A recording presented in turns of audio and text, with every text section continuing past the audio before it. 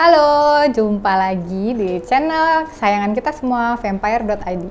Manfaat dan inspirasi.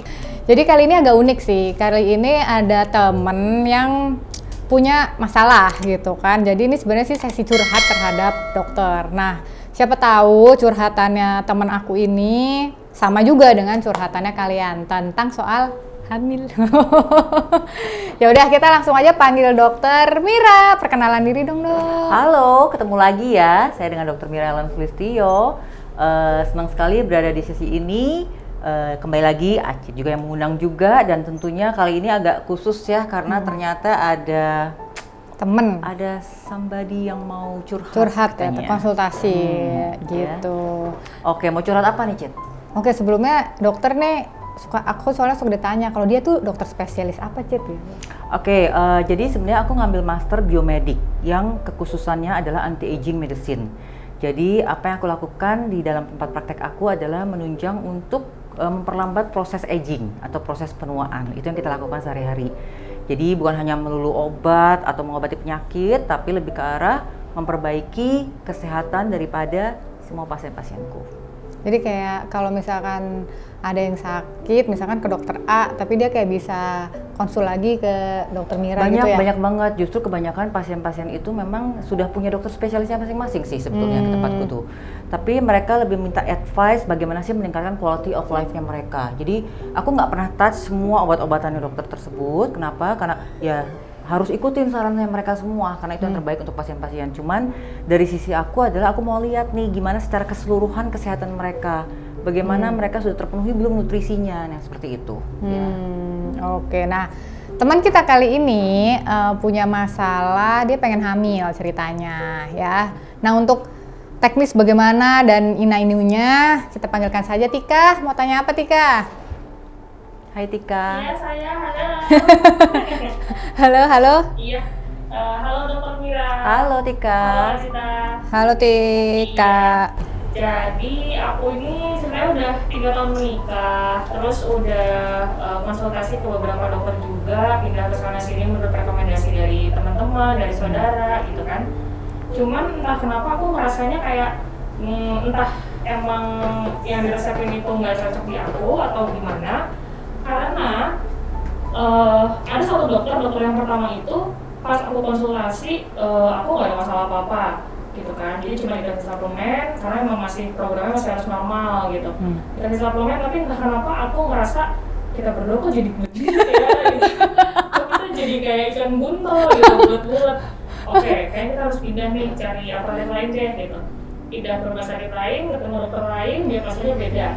Sampai kita pindah lagi ke dokter yang ketiga, mirip-mirip sih diagnosanya, katanya aku PCOS gitu kan.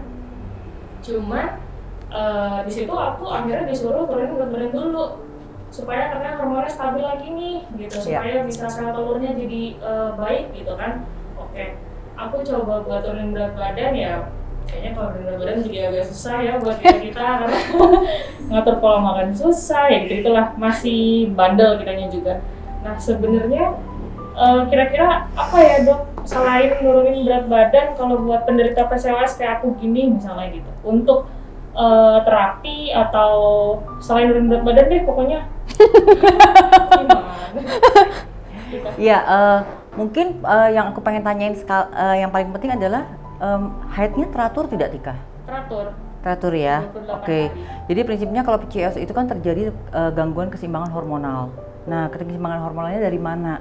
Kalau aku lebih sukanya gini, Tika kasih lihat aku semua hasil pemeriksaan dokter-dokter tersebut ya. Biasanya kan dokter pasti akan melakukan pemeriksaan lengkap dari hormonal, baik dari kekentalan darah ataupun dari semua hematologi lengkap sampai ke di USG, semuanya itu harusnya lengkap sudah ya. Nah, dari situ nanti aku bisa lihat lagi.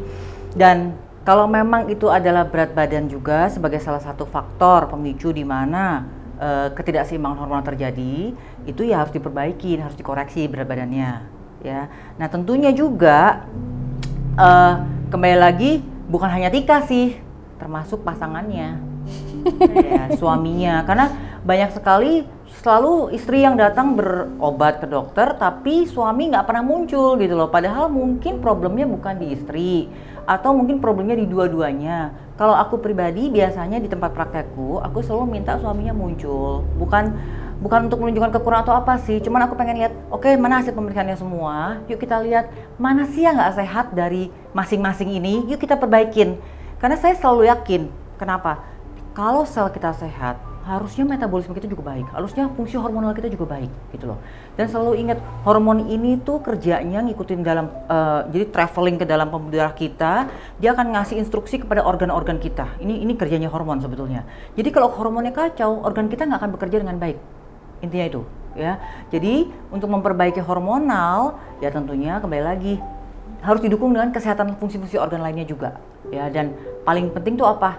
Nah itu tadi selalu aku bilang berulang kali, back to basic aja deh. Sudah sehat belum selnya? Nah bagaimana caranya bikin sel kita sehat? Ya sudah, lifestyle yang sehat dan kasih nutrisi yang lengkap, yang optimal. Itu yang paling penting sih.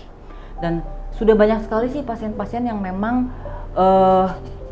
selalu datang kemari dengan berbagai macam masalah, dan pada akhirnya apa yang terjadi? Begitu diperbaikin, sel-selnya dibikin sehat kembali, lifestyle mereka berubah, lalu dikasihlah nutrisi yang optimal, apa yang terjadi? Kehamilan itu terjadi.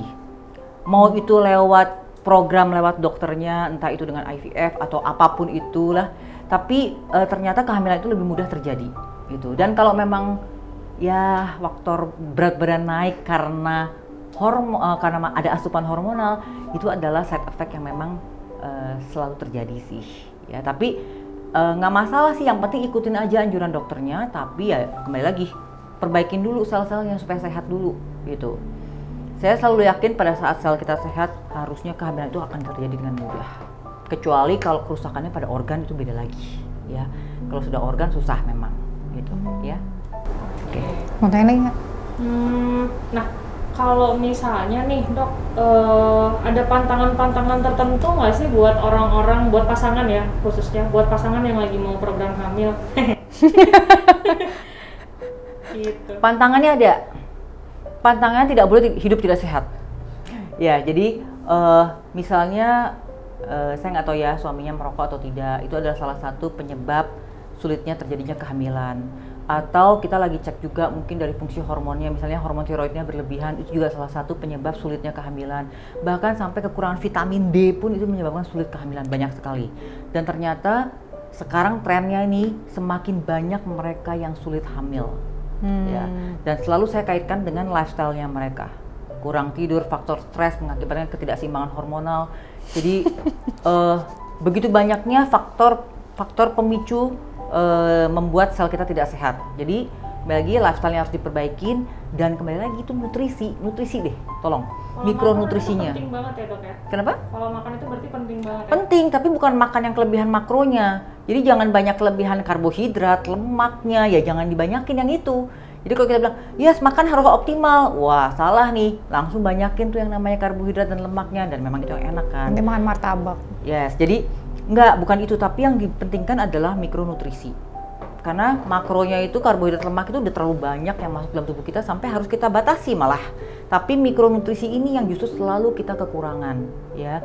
Pada saat mikronutrisi seperti multivitamin, antioksidan, mineral masuk dengan optimal ke dalam tubuh kamu, sel-sel kita akan sehat. Begitu sel-sel kita sehat, ya sel kita bisa mampu bekerja dengan baik. Produksi hormon juga semuanya balance jadinya gitu. Pada saat semuanya balance, ya kehamilan itu akan terjadi dengan sendirinya gitu. Ada nggak? Knock.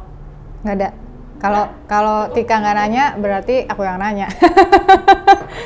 Jadi tadi kan pola hidup itu termasuk tidurnya juga nggak boleh begadang. Tidur harus cukup, minum harus cukup, lalu olahraga juga harus ada. Jadi olahraga tuh kan katanya kita seminggu 3 kali tuh.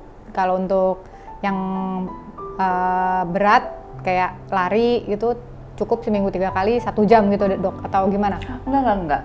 Sebenarnya seminggu 3 kali dengan waktu 30 menit saja sudah bagus. Oh udah cukup, jadi 3-5 kali harusnya sih. 3-5, 30 menit. 30 menit aja udah cukup. Tapi kalau misalkan kita 3 kali doang, bisanya 1 jam berarti?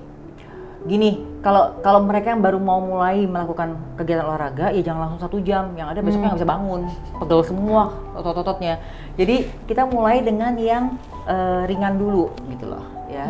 Jangan langsung wah lari cepat, ya udah besoknya nggak bisa naik tangga, nggak bisa duduk, nggak bisa berdiri gitu kan. Malah berhenti. Jadi misalnya dengan jalan cepat aja itu udah cukup sebetulnya. Jalan cepat 30 menit seminggu 3 kali, terus nanti minggu depan di-upgrade lagi. Jadi bisa 35, tapi jangan sampai berkurang. Jadi kita kejar di angka 5 kali tapi 30 menit gitu ya. Jadi pokoknya gerak badan. Nah, terus Tika mau nanya lagi. Dok, Yes. ada waktu-waktu terbaik nggak sih buat olahraga? Kayak misalnya pagi nih yang paling baik, atau nggak siang bolong, atau malah malam-malam gitu kan, biar ntar tidurnya jadinya nyenyak gitu. Lo olahraga apa dulu nih Tika? Justru tadi aku mau nanya sih sebenarnya ada waktu terbaik untuk Iya, maksudnya gue bilang untuk itu aku lagi mendengarkan dengan seksama. Gue juga Maksudnya apa? merasa gitu kayak waktu terbaik untuk berhubungan kali ya. Terus loh kok olahraga gitu. Oke, jadi sebenarnya sih olahraga itu kapan aja sih, kapanpun, dimanapun kita bisa melakukan olahraga sebetulnya. Jadi nggak ada batasan waktu, ya. Yang susah itu adalah memulainya. Memulainya yang paling susah. Tarsok mengubah habit itu memang paling sulit gitu. Tapi ya harus dimulai sih. Kalau memang susah ya carilah private trainer atau cari temen yang memang hobinya olahraga. Acit nih kan hobi olahraga, ayo dong ajak Tikanya. Udah aku motivasi, tapi dia tuh tetap kayak gitu-gitu. Aku tahu jawabannya, sibuk. enggak, dia tuh emang enggak aja. Gimana ya Kak? Hehehe, gitu-gitu terus. Jadi ya udahlah, mungkin udah biarin aja deh dokter yang ngomong. Ya, jadi intinya sih kalau kita mau bisa cepat, artinya tidak ada fungsi organ yang terganggu, hanya misalnya fungsi hormonal lah, atau memang dipicu dari lifestyle-nya kita yang tidak sehat, harusnya sih itu semua bisa diperbaikin dan kehamilan akan bisa terjadi. Yang penting apa? Itu tadi, kasih sel kita nutrisi yang optimal gitu. Nah, apa itu? Ya tadi multivitamin, antioksidan dan mineral itu harus ada. Selebihnya ikutilah anjuran dokternya masing-masing.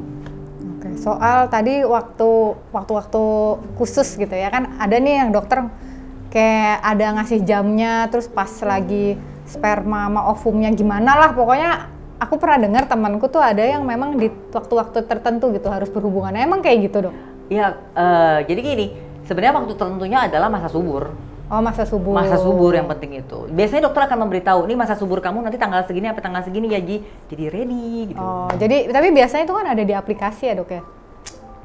Aduh, kurang ya? Sebenarnya ya kembali lagi kita lihat dulu menstruasinya teratur atau tidak, itu juga menentukan kapan masa suburnya. Nanti biasanya kalau ke dokter kan obgynnya pasti akan memberitahu kok hal itu. Biasanya akan dibuat dulu menstruasinya teratur dulu, nanti baru ketemu nih masa suburnya kurang lebih kapan gitu. Oh, jadi emang nggak sesimpel kita pakai aplikasi tahu gitu, kurang ya? Bisa kalau menstruasinya teratur.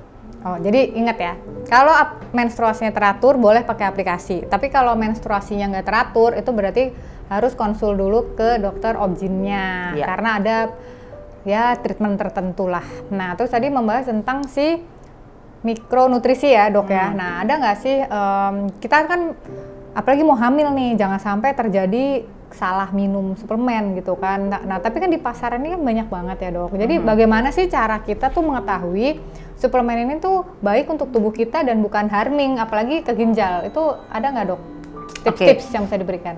Ya, jadi intinya ya kita harus pilih yang betul, yang potensinya terbaik, yang purity-nya artinya memang tidak mengandung potensial toksin, juga yang artinya tidak dicampur dengan bahan-bahan atau zat-zat sintetis yang berbahaya untuk sel-sel kita ya. Tapi dari mana sih kita taunya itu? Jujur kalau saya cuma lihat begini ya kita harus percaya kepada farmasinya. Tapi kalau saya pribadi ya saya selalu melihat dari buku penelitian nutrisi tersebut sehingga kita bisa tahu kualitasnya sampai sejauh mana, apakah berpotensi menjadi toksin atau tidak. Dan itu benar-benar yang saya juga kaget melihat di dalamnya itu ternyata banyak sekali brand-brand terkenal yang ternyata berpotensi menjadi toksin, padahal mahal loh harganya Tika.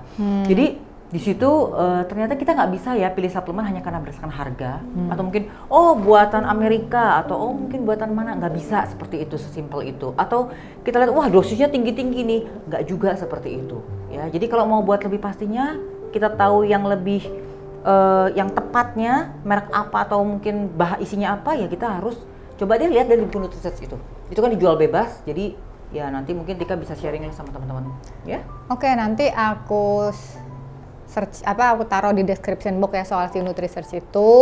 Nah, sebelum kita tutup nih Dok, ada nggak tips-tips nih buat pasangan yang menunggu sang buah hati Dok? Gimana? Ada tips terakhir nggak nih dari dokter? Ya, yang pasti yuk perbaikin lifestyle-nya, tidur cukup, minum cukup, olahraga, makan yang sehat ya, jangan makan yang enak aja tapi makan yang sehat. Lalu juga kalau memang sudah mencoba dengan berbagai macam cara ke dokter, tapi suaminya juga dibawa, istrinya juga dibawa, dua-duanya ya. Nah, jadi benar-benar jadi kita harus tahu persis pasangan suami istri ini memang dalam kondisi yang sehat atau memang tidak sehat, apa yang harus diperbaikin kita perbaikin. Dan yang nggak kalah penting adalah kembali lagi itu tadi, yuk kasih makan sel-selnya dengan nutrisi yang optimal, yang lengkap, yang aman untuk tubuh kita. Oke, terakhir Dok, tadi minum yang cukup tuh kita berapa liter sehari ya? Oke, lihat berat badan masing-masing ya. Berat badan masing-masing coba deh bagi dia dengan 30, itulah dapat angka liternya. Misalnya Acit beratnya berapa? 56. Oke, Acit 56 dibagi dengan 30. 1 literan gitulah ya, 1,5-an. Oke, 1,5 sampai 2 liter berarti ya. Acit harus minum itu 2 liter minimalnya 2 botol segitu. aqua. Ya, 2 botol aqua. Ya udah, gila banyak ya 2 botol aqua, Bo, gitu. Jadi sesi kali ini, Tika ada yang mau ditanya lagi nggak? Oke, selesai ya. Jadi begitulah, semoga terbantu ya dari konsultasi Tika ini yang pengen punya anak. Semoga kita doakan Tika dan Adit hamil ya Allah. Pasti bisa gitu Tika. Ya. Dan kalau teman-teman ada yang kurang puas mau ditanyakan, silahkan kontak ke admin@vampire.id. Silahkan sampaikan pertanyaannya. Kita open kok untuk semua itu. Nah, sekian video kali ini. Sampai jumpa di video berikutnya. Keep on watching. Bye.